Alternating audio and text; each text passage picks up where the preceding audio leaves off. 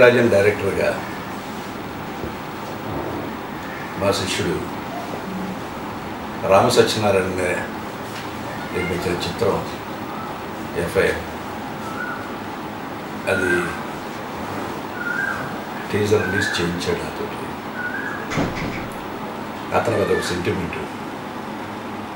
ఇప్పుడు ఎఫ్ఐఆర్ కూడా చాలా ఉత్సాహంగా ఒక కమిట్మెంట్తో ఆర్టిస్టులు, టెక్నీషియన్స్ అందరూ వర్క్ చేశారు.